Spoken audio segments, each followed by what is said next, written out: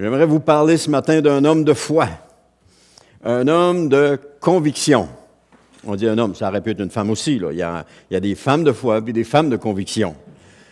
Mais aussi mais dans ce cas-ci, c'est un homme. Mais comment Dieu l'utilisa aussi à travers différents événements de sa vie. Comment il a été utilisé, puis comment en tout cas, on va voir ça aujourd'hui. Et cet homme, c'est le prophète Daniel. Vous allez dire, on pense a priori, pas vous allez dire, mais on pense a priori que le livre de Daniel, c'est un livre qui concerne uniquement des prophéties de la fin des temps. Mais vous allez découvrir que c'est pas tout à fait exact. Il y a beaucoup, même plusieurs, révélations pratiques pour la vie du croyant encore aujourd'hui. Et le thème d'aujourd'hui qu'on va voir, c'est demeurer ferme dans un monde hostile.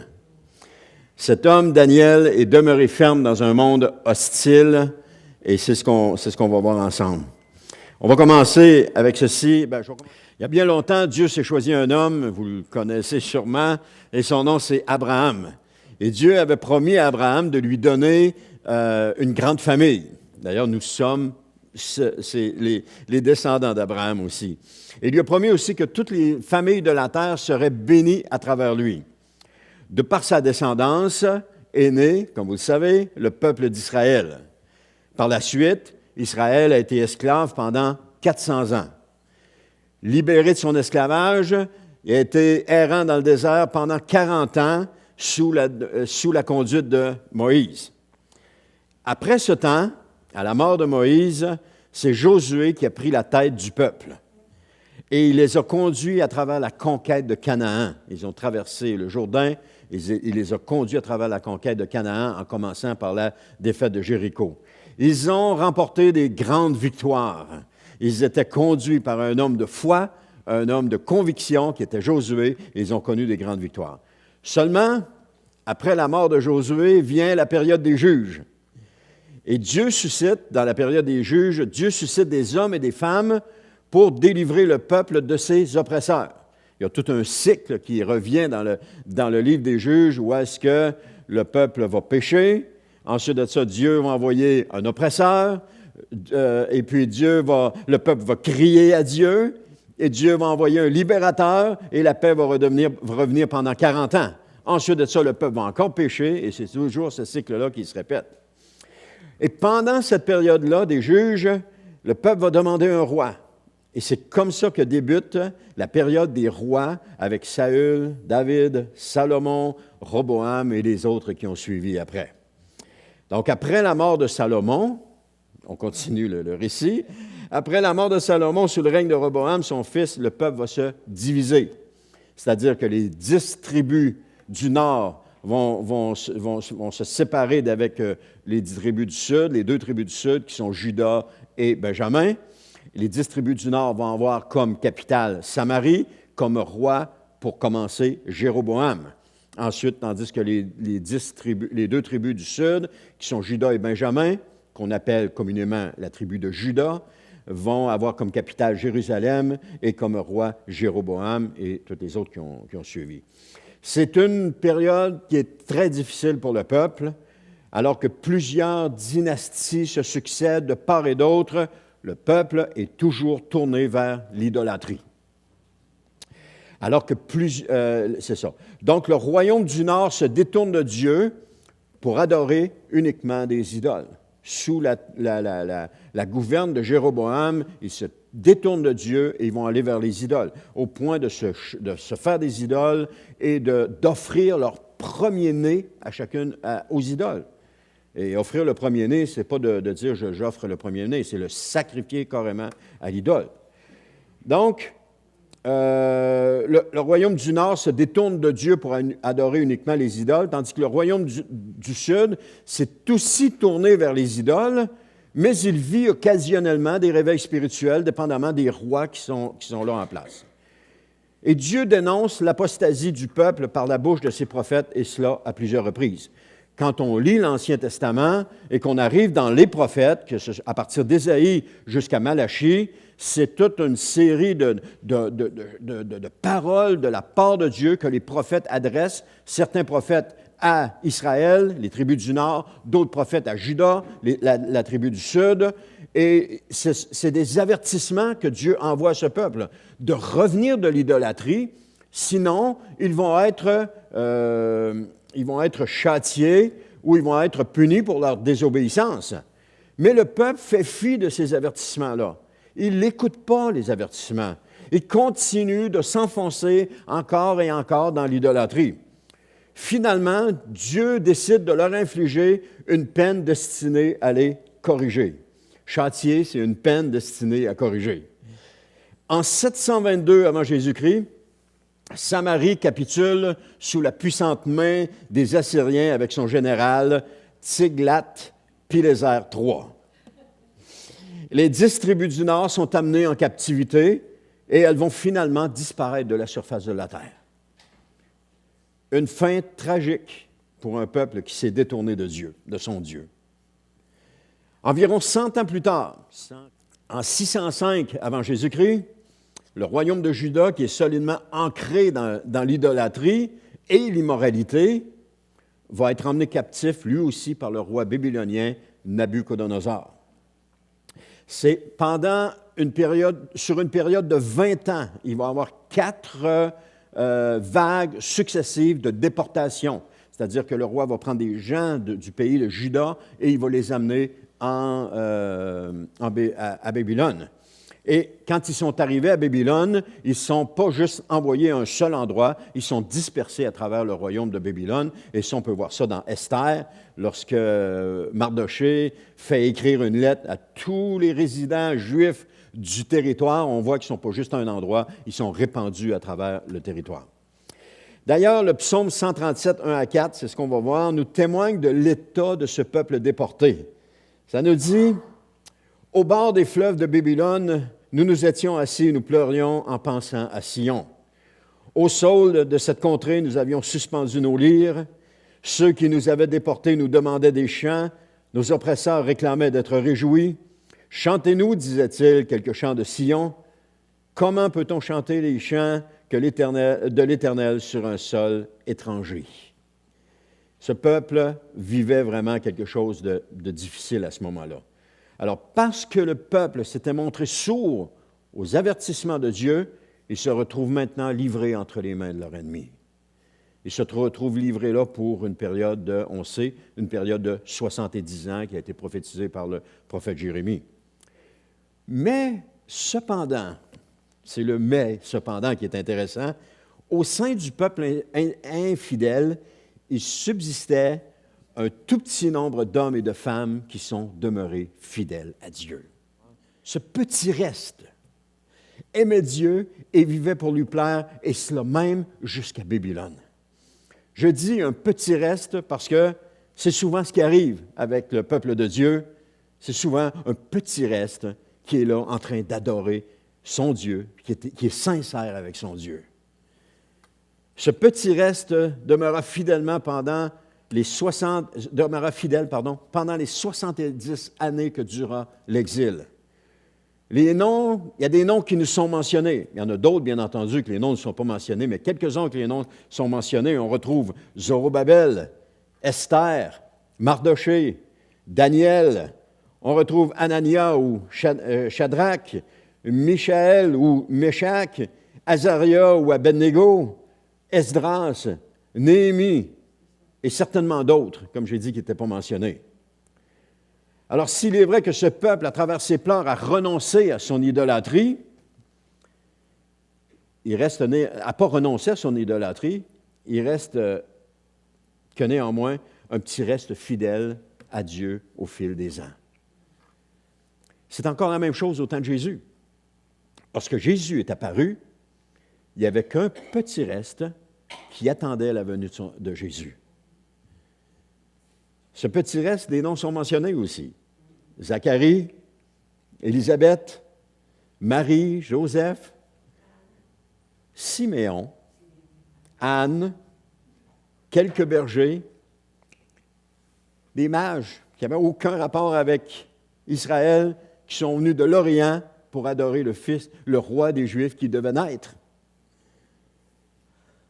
Il me semble que peu de personnes étaient prêtes à accueillir dans le monde la venue de leur Sauveur.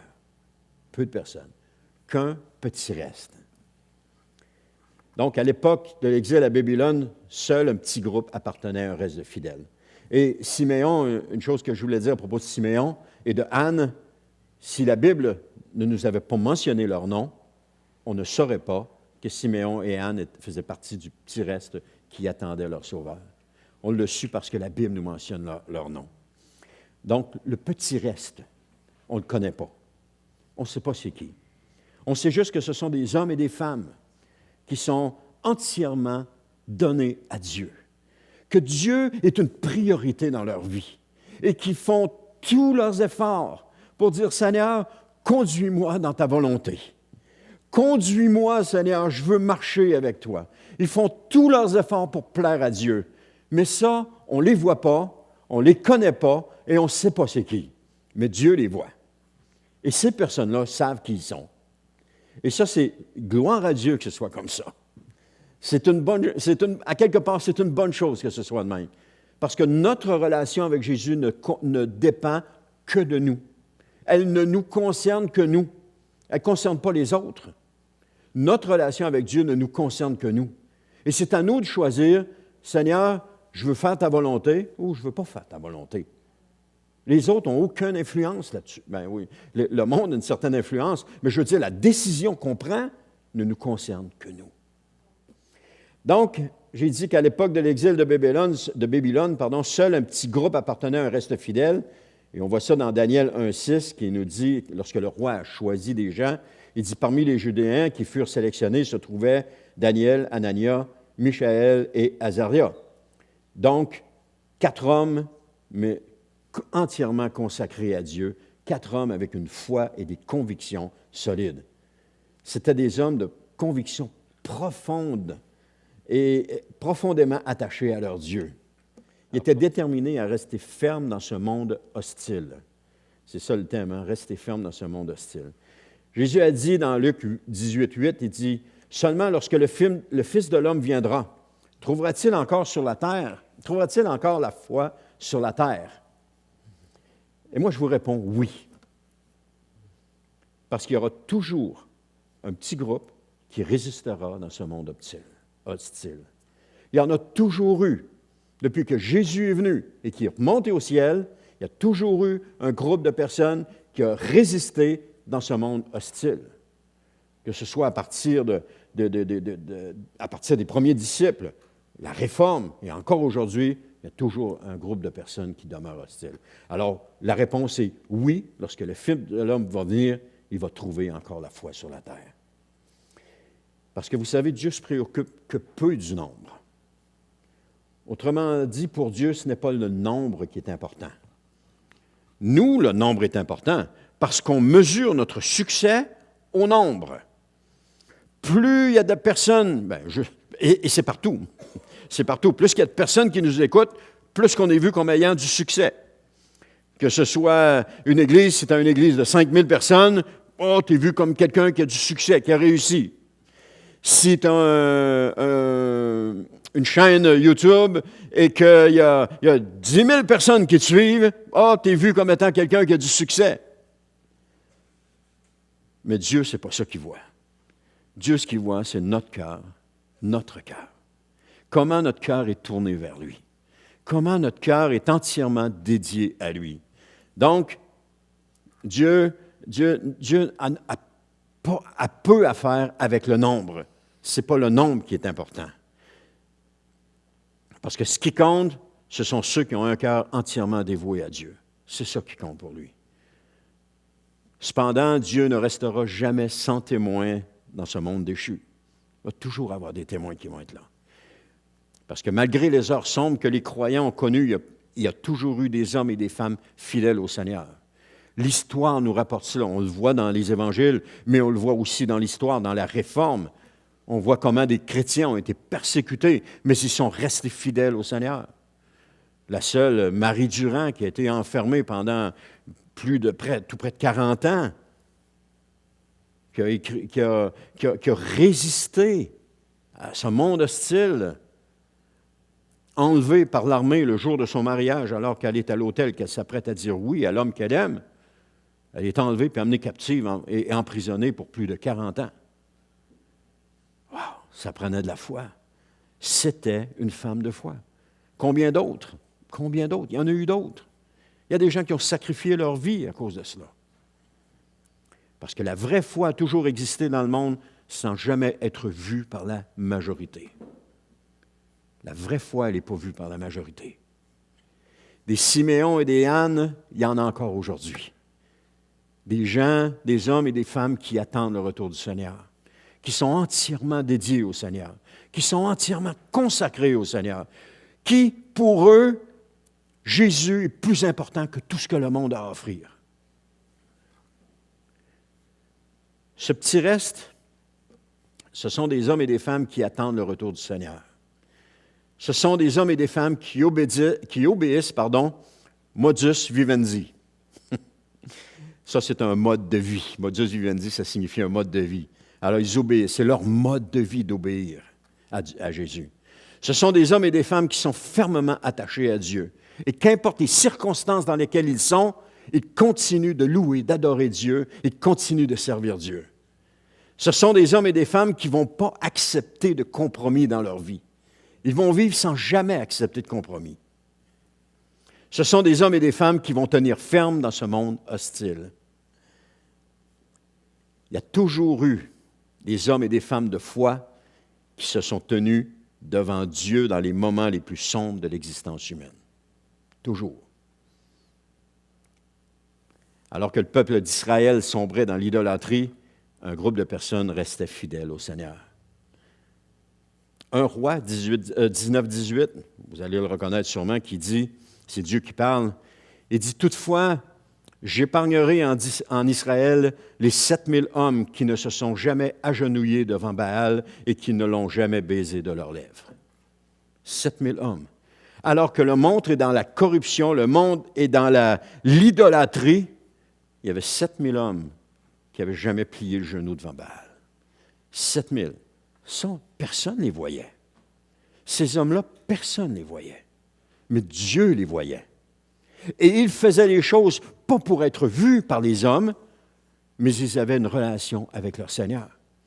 On voit dans Daniel, on va le voir un petit peu plus tard, Daniel, 3 fois par jour, il priait. Est-ce qu'il priait pour être vu des hommes? Non. Il a prié pour être vu des hommes lorsqu'il a été mis au défi. Mais les 3 fois par jour qu'il priait, jamais ça nous est mentionné. Mais Dieu le voyait. Alors que l'attention envers Dieu s'était presque éteinte, seul un petit groupe d'hommes continuait à lui accorder une importance cruciale. Seul un petit groupe d'hommes continuait avec Dieu. À Babylone, Daniel, Anania, Michaël et Azaria faisaient partie de ces hommes-là, de ces hommes de foi entièrement consacrés à Dieu. Et on va voir dans les chapitres suivants comment Dieu comment ils ont fait face à toutes sortes de difficultés et comment ils ont été délivrés parce qu'ils ont su se tenir debout pour Dieu.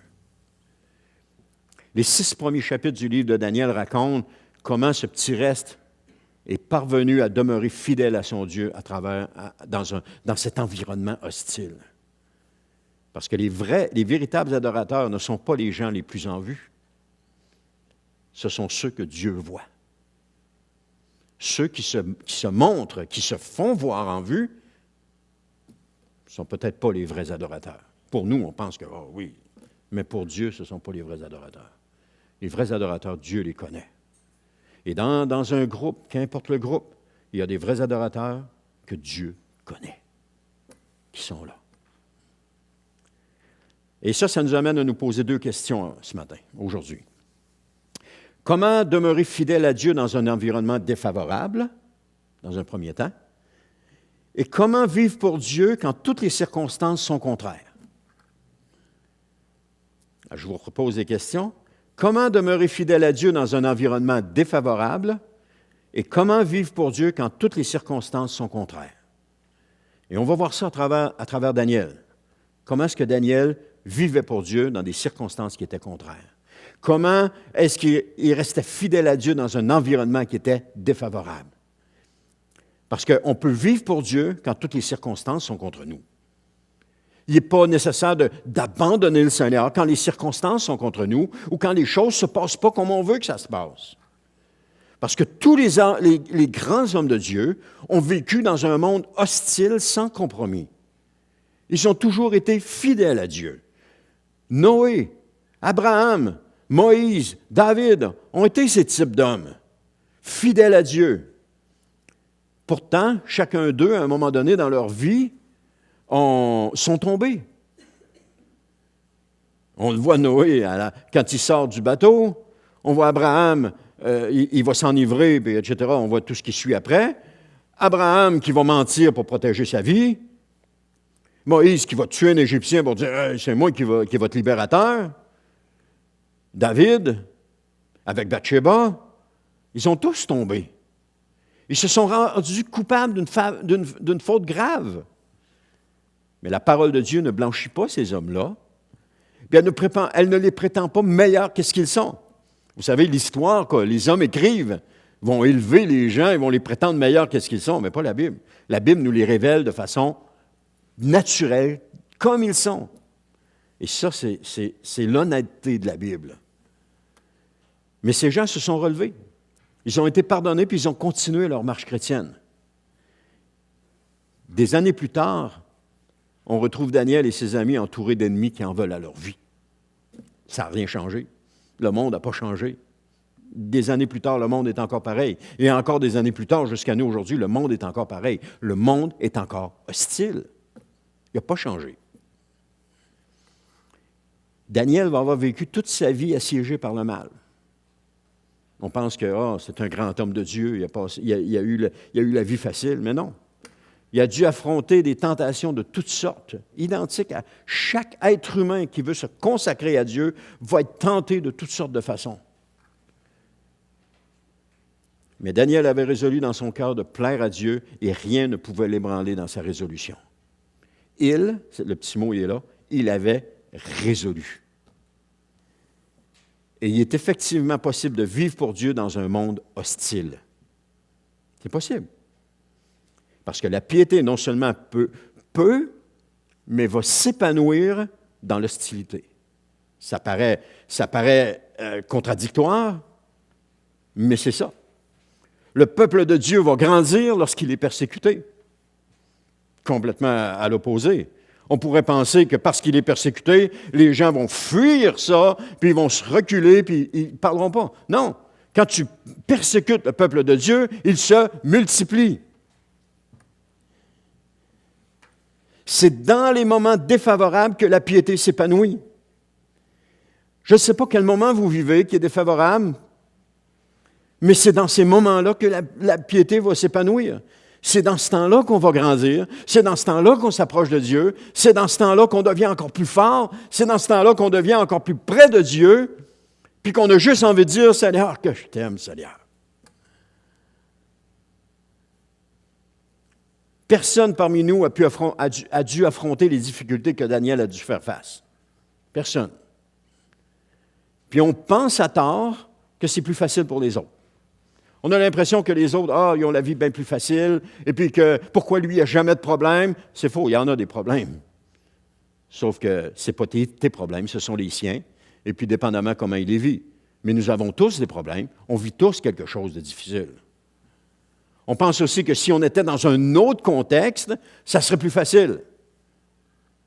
Comme par exemple, si je changeais d'église, ça serait mieux. Je pourrais... Oui, c'est ça. Si j'avais ceci ou cela dans ma vie, ce serait mieux. Si la femme qui partage ma vie n'était pas là, ça serait mieux. Il y en a qui vont jusqu'à penser ça. Ou l'homme qui partage ma vie n'était pas là, ça serait mieux. Si j'avais un autre travail, les choses seraient mieux. Mais je l'ai pensé, ça. Je vais changer de travail, ça va aller mieux. Ça a-tu été mieux? Non, ça n'a pas été mieux. J'ai fait 2 ans, puis je suis retourné à l'ancien travail que j'avais pour m'apercevoir que j'aurais dû rester. Si je n'étais pas malade, ça serait mieux. Ou si je n'avais pas telle ou telle contrainte dans ma vie, ça serait mieux. Malheureusement, nos circonstances servent d'excuse à la pauvreté de notre vie chrétienne. Parce on pense que si on était dans une autre situation, ça serait mieux, puis qu'il n'y en aurait pas de problème. Mais oui, il y en aurait pareil. Quand on s'imagine que si on change de contexte, il n'y a pas de problème, il n'y a plus de problème, c'est vrai qu'il n'y en aura plus au début, mais ça ne sera pas long que vous allez rattraper où est-ce que vous étiez. Vous allez revenir encore à la même place, au même point. C'est toujours. Puis pourtant, c'est la Bible qui dit ça, que les générations précédentes, qui suivent, apprennent pas de la génération qui a passé avant. Il faut qu'elle refasse encore et encore ses expériences. Elle n'apprend pas des expériences des autres. Mais le livre de Daniel, il nous arrache à nos illusions parce qu'il apporte la preuve que la vraie spiritualité ne dépend pas de la facilité des circonstances. Les hommes de Dieu qui ont grandi dans des circonstances qui étaient extrêmement difficiles. S'ils sont devenus ce qu'ils sont devenus, c'est parce qu'ils ont passé à travers des circonstances difficiles. Je dis des hommes, aussi des femmes. Et chaque circonstance difficile que nous passons, elle fait quoi? Elle nous donne encore plus de force. Elle nous rapproche encore plus de Dieu. Elle nous donne encore plus confiance en Dieu. Puis elle nous aide encore plus à dire, Seigneur, je te remercie d'être là. Parce que chaque situation qu'on passe fait en sorte que notre louange augmente au Seigneur. La louange, ce n'est pas juste de chanter le dimanche matin. La louange, c'est une question d'attitude devant Dieu. Comment ma vie allait mener devant Dieu? C'est ça ma louange à Dieu. Chanter, c'est bien, c'est correct. On chante, on adore le Seigneur. Mais ma louange, c'est comment ma vie est menée devant Dieu. Et si je fais de Dieu ma priorité et puis que je lui laisse toute la place, ma louange est agréable à Dieu. Mais quel était le secret de Daniel pour être capable de vivre dans un monde hostile comme ça, ou de demeurer ferme dans un monde hostile? C'est trop simple. Je vais vous le dire, puis vous allez dire, « Oh non, mais ça ne se peut pas. » Oui, c'était ce qui donnait la force de Daniel. Deux choses. La première, il priait. Qu'est-ce qu'il a fait avant d'interpréter le rêve de Nabuchodonosor? Il a prié. On voit ça dans Daniel 2, 17 à 19. Il dit, puis il rentra chez lui et informa ses compagnons Anania et Michaël et Azaria de ce qui s'était passé, en leur demandant de supplier le Dieu des cieux que dans sa grâce, il leur révèle ce secret afin qu'on ne le fasse pas périr, ses compagnons avec lui, avec le reste des sages de Babylone. Au cours de la nuit, dans une vision, le secret fut révélé à Daniel, alors celui-ci bénit le Dieu des cieux. La vie de Daniel et de ses compagnons est menacée parce que le roi a fait un rêve, mais le roi ne veut pas être, on va le dire dans un terme québécois, une expression québécoise, il ne veut pas être bullshité par les gens qui l'entourent. Fait que ce qu'il va faire, il va dire, écoute, racontez-moi mon rêve. Non, tout le monde, oh non, on ne peut pas faire ça, c'est impossible, ça ne s'est jamais vu, il y a juste les dieux qui peuvent le faire, nous autres, on n'est pas capables. Là, le roi, il dit, ouais, vous voulez gagner du temps? Racontez-moi mon rêve, puis donnez-moi-en l'explication. Non, conte-nous ton rêve, puis on va t'en donner l'explication. Et là, le roi s'est fâché, puis par décret, il a dit que si il n'y avait personne qui le donnerait, il tuerait tout le monde. Alors, la vie de Daniel est menacée. La vie de ces trois compères est menacée aussi. Alors, qu'est-ce que Daniel va faire? Il va prier. Et je vous garantis qu'on prie fort dans ce temps-là. Si on avait un arme qui était pointée sur nous, on prierait sérieusement, là. Qu'est-ce qu'il a fait aussi alors qu'on complotait contre lui? Il pria. Daniel 6, 11, ça dit, quand Daniel apprit que le décret avait été signé, il rentra dans sa maison, les fenêtres de sa chambre haute étant ouvertes en direction de Jérusalem. 3 fois par jour, il se mettait à genoux pour prier et louer son Dieu. Il continuait à le faire comme auparavant. Il n'a pas commencé à prier 3 fois par jour quand il y a eu le décret que sa vie était menacée. Il le faisait comme auparavant. Daniel vivait une vie de prière. On voit aussi que fait Daniel au chapitre 9, il prie encore une fois. Il dit au chapitre Daniel, chapitre 9, verset 3, il dit « Alors je me tournai vers le Seigneur Dieu pour le prier, lui adresser des supplications, en jeûnant et en portant un habit de sac de toile et en me couvrant de cendres. » En bref, Daniel était un homme de prière. Parce qu'une vie de prière authentique est en grande partie le secret qui permet de demeurer fidèle à Dieu dans un monde hostile, à cause de notre vie de prière. Une autre chose que Daniel faisait, la deuxième chose qu'il faisait, il lisait sa Bible. Ça nous dit dans Daniel 9.2, la première année du règne, moi Daniel, je considérais dans les livres le nombre des années que l'Éternel avait indiqué au prophète Jérémie et pendant lesquelles Jérusalem devait rester en ruine, c'est-à-dire 70 ans. De quel livre il s'agissait? Premièrement, ici, il fait référence au prophète Jérémie. Donc, il apparaît que il semble que les écrits du prophète Jérémie étaient déjà mis par écrit et partagés à travers le peuple d'Israël, parce que Daniel s'en réfère. Il se réfère aussi à la loi de Moïse.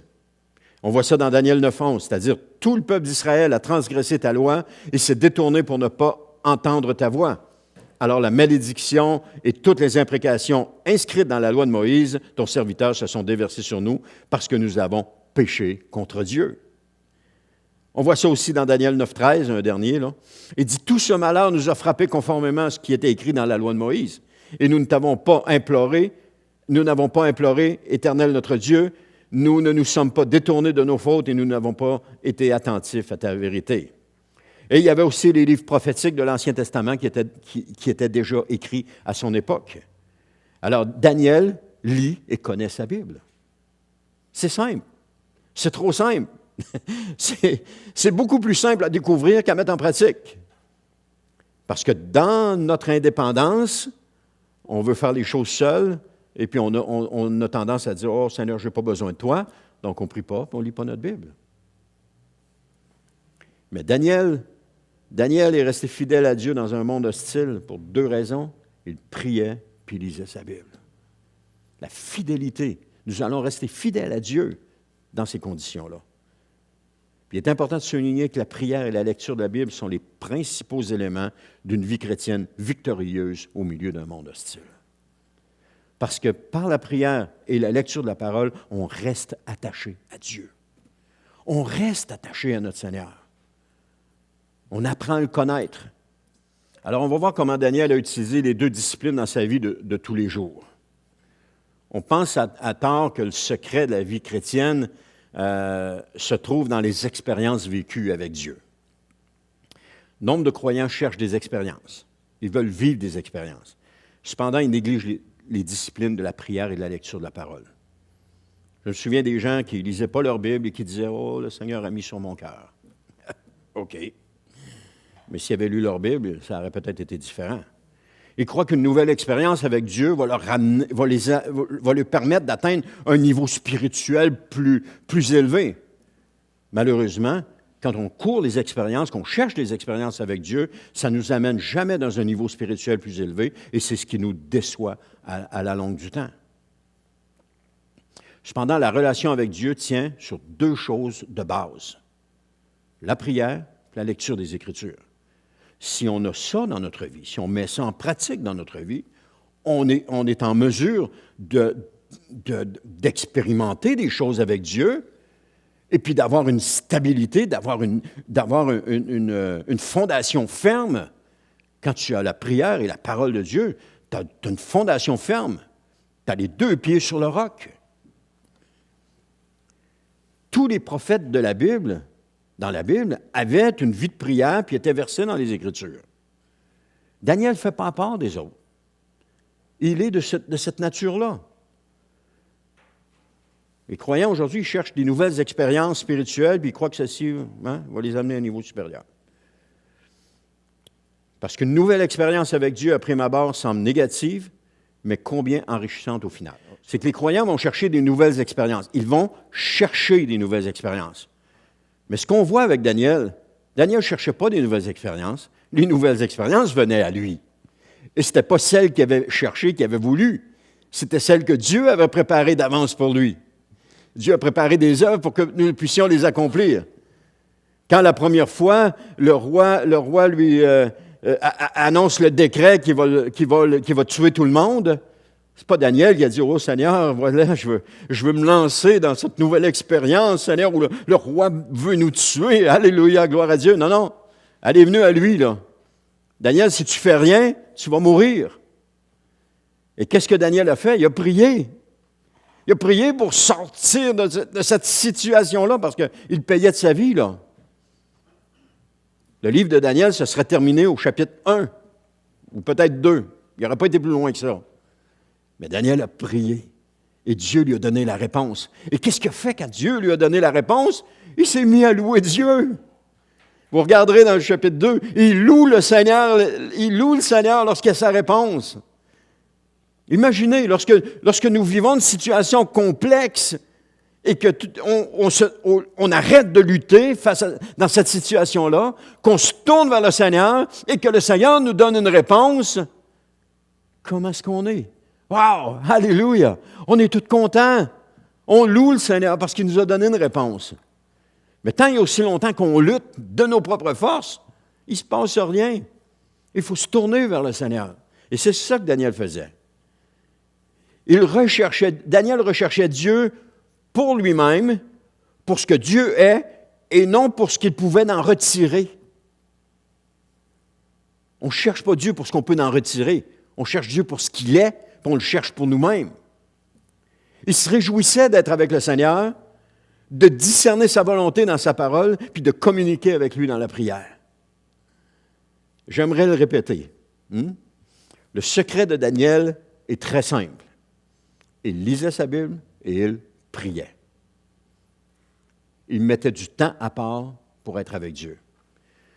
Les premiers martyrs et les chrétiens persécutés à l'époque de la Réforme et leurs descendants possédaient le même secret. Parce que dans un monde hostile, on ne peut pas vivre sans la prière, sans la lecture de la parole de Dieu. Ça a été le secret de ceux qui se sont tenus debout dans un monde hostile pour Dieu dans chaque période de l'humanité, à partir du moment où Jésus est monté au ciel, même à partir du moment où Jésus est né, parce que la vie de Jésus était remplie d'un moment de prière et de la parole de Dieu. Et tous ces gens agissaient avec courage. Daniel 11,32, ça nous dit, « Le peuple de ceux qui connaissent leur Dieu agira avec courage. » Le peuple qui connaît son Dieu agit avec courage. Il s'avance dans les expériences que Dieu place devant lui avec courage. Peut-être pas sans crainte, peut-être pas sans peur, mais il connaît son Dieu. Il sait que chaque chose que Dieu lui amène va lui permettre de faire un pas de plus dans la foi et de grandir dans sa relation avec Dieu et de grandir dans sa connaissance de Dieu. Il va devenir encore plus mature d'une expérience à l'autre qu'il va vivre. Malheureusement, je parle pour mon cas, lorsque Dieu mettait des expériences devant moi, « Oh non, je ne veux pas ça, j'avais peur, je ne voulais pas vivre ça. » Puis là, j'essayais par tous les moyens de m'en sortir. Tous les moyens étaient bons pour essayer de me sortir de ça. Mais à un moment donné, il a fallu que j'arrête ça, puis que je me tourne vers le Seigneur et dire, « OK, Seigneur, amen. » Dire comme Job a dit, « J'ai fait plier ma volonté sous la sienne. » Accepter de faire plier notre volonté sous la sienne. Qu'est-ce que tu veux pour moi là-dedans, Seigneur? Qu'est-ce que tu as pour moi là-dedans, Seigneur? Qu'est-ce que tu désires pour moi? Non pas ce que je veux, Seigneur. Je l'ai dit souvent, Seigneur. Seigneur, non pas ce que je veux, mais ta volonté, Seigneur. Je l'ai crié, puis crié souvent. Parce que je voulais ma volonté. Ma volonté, c'était me sortir de là, puis pas rester là. Mais c'était plus... Qu'est-ce que tu veux? Pas ma volonté, mais ta volonté. Le jour où mon père est décédé, ça me revient à l'esprit, le jour où mon père est décédé, écoute, je me suis couché le soir, j'étais pris par la peur, c'était énorme. Et le lendemain matin, en prenant ma Bible et en lisant, le Seigneur dit, « Ne crains rien, car je suis avec toi. » Ça l'a fait. Pouf! Toute cette crainte-là est partie parce que Dieu était là en me disant, « Crains pas, je suis avec toi. » C'est incroyable, toutes les choses que le Seigneur a pu me dire dans différentes circonstances. Parce que Dieu, c'est comme ça qu'il parle. C'est comme ça qu'il agit. Il nous présente les situations, mais lorsqu'il nous les présente, il faut les épouser. Il faut les embrasser. Il faut avancer dedans avec courage et pas essayer de les fuir. Trop souvent, on essaie de fuir. Et vous écouterez, la plupart des prières, c'est « Seigneur, sors-moi de là. Sors-moi de là. Veux-tu prier pour moi que le Seigneur me sorte de là? » Au lieu de juste se tourner et dire « Seigneur, qu'est-ce que tu t'attends de moi là-dedans? Qu'est-ce que tu désires pour moi? Qu'est-ce que tu veux pour moi? » Et là, le Seigneur, il ouvre le chemin en avant de nous. Est-ce que ça va être facile? Non. Mais avec courage, on avance. Un pas après l'autre, on avance et on avance. Avec courage. Daniel aussi, comme Daniel, ces anciens croyants et nous aussi, on appartient à deux mondes. Il y a le monde terrestre, puis il y a le monde spirituel. Il y a le royaume de ce monde, puis le royaume des cieux. Hein? Et comme Daniel, les premiers martyrs chrétiens, puis les chrétiens persécutés, ont vu le royaume des cieux intervenir dans ce monde. Ils ont vu comment Dieu est intervenu. Parfois pour les libérer, parfois pour les encourager, parfois pour les fortifier, parfois pour les soutenir, mais ils ont vu le royaume des cieux intervenir. Ils sont devenus des amis de Dieu et ils furent bien-aimés dans le ciel. Pourquoi est-ce qu'ils ont été bien-aimés dans le ciel? Est-ce que c'est à cause des exploits qu'ils ont accomplis? Non, ils sont devenus les bien-aimés de Dieu à cause de leur fidélité, de leur obéissance au Seigneur Jésus. Daniel 10, 19 nous dit, « Puis il me dit, sois sans crainte, homme bien-aimé de Dieu, que la paix soit avec toi, fortifie-toi. » Pendant qu'il me parlait, je repris des forces et je lui dis, « Que mon Seigneur parle, car tu m'as fortifié. » Avez-vous remarqué? Pendant qu'il me parlait, je repris des forces. Dieu nous parle dans sa parole. Et lorsqu'il nous parle, on reprend des forces. C'est quand on entend Dieu nous parler qu'on reprend des forces, qu'on l'entend nous encourager qu'on reprend des forces. Pourquoi il l'appelle homme bien-aimé de Dieu? Parce que Daniel aimait Dieu pour ce qu'il était et non pas pour ce qu'il lui donnait. Souvent, nos prières sont « Seigneur, donne-moi, donne-moi, donne-moi, donne-moi », au lieu de juste être là en disant « Seigneur, je suis content d'être avec toi. Je suis content de venir ici et de passer ce temps-là avec toi. Je suis content de te louer et de t'adorer. Je suis content, Seigneur. Je veux juste te dire merci pour ce que tu es. » Ça fait de nous des hommes et des femmes bien-aimés de Dieu.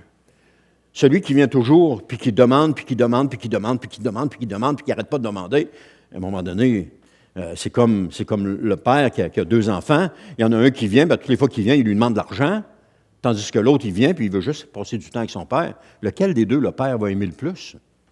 Celui qui veut passer du temps avec lui. L'autre qui vient, puis qui demande, à un moment donné, il dit, « Coudonc, mais pourquoi tu m'aimes? Pour ce que je te donne? » Tandis que l'autre, il aime son père pour ce qu'il est. Et c'est la même chose avec nous. On peut aimer Dieu pour ce qu'il nous donne, mais ça ne fait pas de nous des bien-aimés dans le ciel. Mais on peut aimer Dieu pour ce qu'il est, et si on aime Dieu pour ce qu'il est, ça fait de nous des bien-aimés dans le ciel. Parce que Dieu a une solution à tous nos problèmes. Il y a une solution. Et des fois, ce n'est pas notre solution, c'est la sienne. Et ça, c'est dur à accepter parce que nous, on a un but. On a un but, on a une vision, on a un désir. Mais des fois, Dieu a un autre but, une autre vision, un autre désir. Et si on n'a pas cette relation avec Dieu-là, comment est-ce qu'on peut connaître le but, la vision et le désir de Dieu pour nous? On reste avec notre but, notre désir, notre vision. Et on s'en va avec ça. On passe à côté de ce que Dieu a pour nous. Parce que ce que Dieu a pour nous, c'est ce qu'il y a de meilleur. Je n'arrêterai jamais de le dire de toute ma vie. Les jours qui me restent à vivre, je n'arrêterai pas de le dire. Ce que Dieu a pour nous, c'est ce qu'il y a de meilleur. Et même sur mon lit de mort, ça va être « Seigneur, ce que tu as pour moi, c'est ce qu'il y a de meilleur. » Parce que ça va être ce qu'il y a de meilleur. C'est toujours ce qu'il y a de meilleur. Tout le temps. Ça paraît négatif, mais c'est ce qu'il y a de meilleur. Parce que ça nous forme, ça nous transforme, ça nous façonne, ça nous rapproche de Dieu, ça nous colle à Dieu. Amen. Amen. Voilà le secret d'une vie spirituelle fructueuse et victorieuse. Amen. À l'exemple des témoins qu'on a vus, on peut demeurer ferme dans un monde hostile. Si ces gens-là ont été capables de demeurer fermes dans un monde hostile, nous pouvons demeurer fermes dans un monde hostile. Et on va voir dans les prochains messages comment le monde nous offre toujours d'éviter de se coller à Dieu. Comment il est hostile face à nous par rapport à notre vie chrétienne. Toujours des occasions pour qu'on s'éloigne de Dieu. Qu'on s'éloigne des frères et sœurs, qu'on s'éloigne de l'Église, qu'on s'éloigne tout le temps. Le monde a ces choses-là. Et nous apprendrons à notre tour comment tenir ferme, seuls contre tous.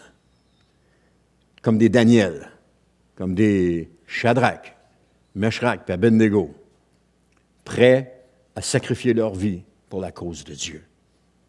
Et nous allons voir que chaque croyant est en mesure de faire ça pour 2 raisons.